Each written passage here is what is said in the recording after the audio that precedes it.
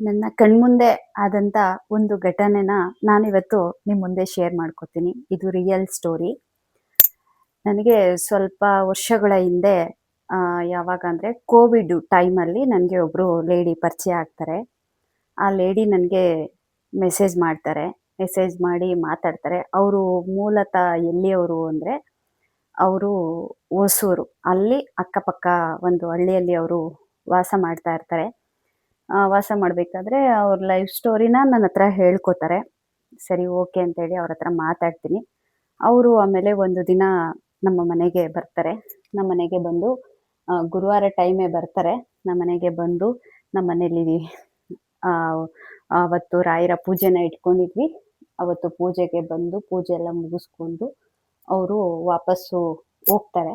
ಅದಾದ ನಂತರ ಸ್ವಲ್ಪ ದಿನದ ನಂತರ ಅಂದರೆ ಸ್ವಲ್ಪ ವರ್ಷಗಳು, ಯಾವಾಗೋ ಅಪರೂಪಕ್ಕೆ ಅವರು ನಾವು ಮಾತಾಡ್ತಿದ್ದಿದ್ದು.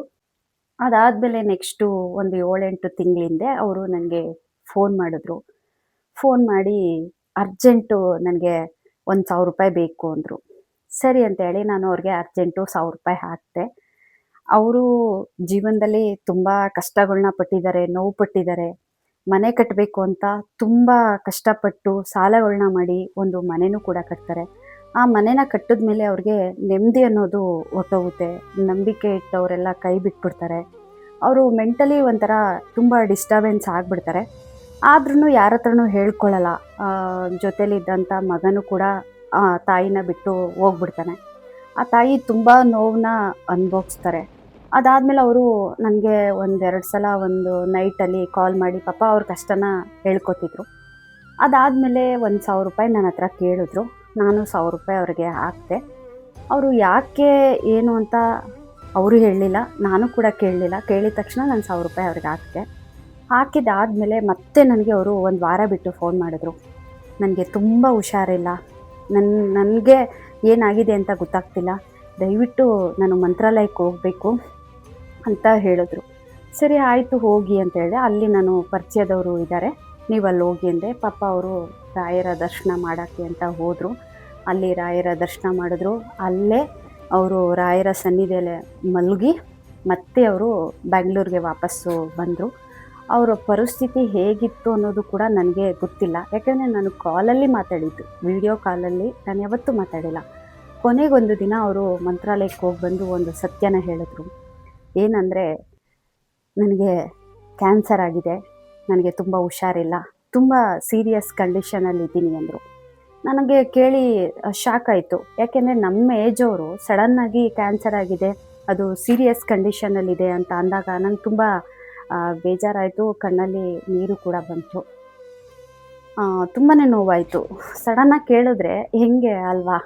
ಹಾಗಾಗಿ ಸರಿ ಅಂತ ಹೇಳಿ ಆಮೇಲೆ ನಾನು ಬೇಜಾರು ಮಾಡ್ಕೋಬೇಡಿ, ಆಯಿತು ಟ್ರೀಟ್ಮೆಂಟು ಇದೆಯಲ್ಲ ಇವಾಗ ತಗೊಳ್ಳಿ ಅಂತೆಲ್ಲ ಹೇಳಿ ಅವ್ರ ಹತ್ರ ಮಾತಾಡಿದೆ. ಅದಾದಮೇಲೆ ಅವರು ಮನೆ ಕಟ್ಟೋಕ್ಕೋಸ್ಕರ ತುಂಬ ಸಾಲನೂ ಕೂಡ ಅವರು ಮಾಡ್ಕೊಂಡಿದ್ರು.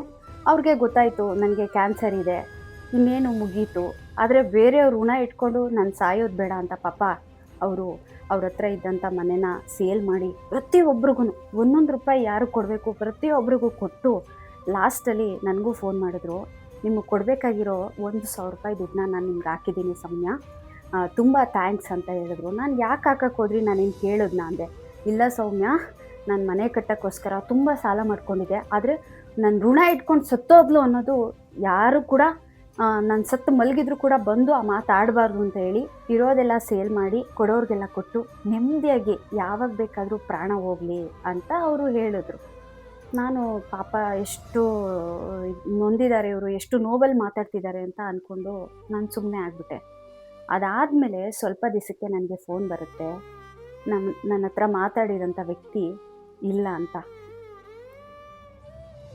ಇಷ್ಟೇ ಅಲ್ಲ ಜೀವನ. ದುಡ್ಡಿಗೋಸ್ಕರ ಇವತ್ತು ಮೋಸ ಮಾಡ್ತಾರೆ, ವಂಚನೆ ಮಾಡ್ತಾರೆ. ತಾವು ಬದುಕೋಕ್ಕೋಸ್ಕರ ಬೇರೆಯವ್ರ ದುಡ್ಡಲ್ಲಿ ಜೀವನ ಮಾಡ್ತಾರೆ, ಮೋಸ ವಂಚನೆ ಮಾಡಿ.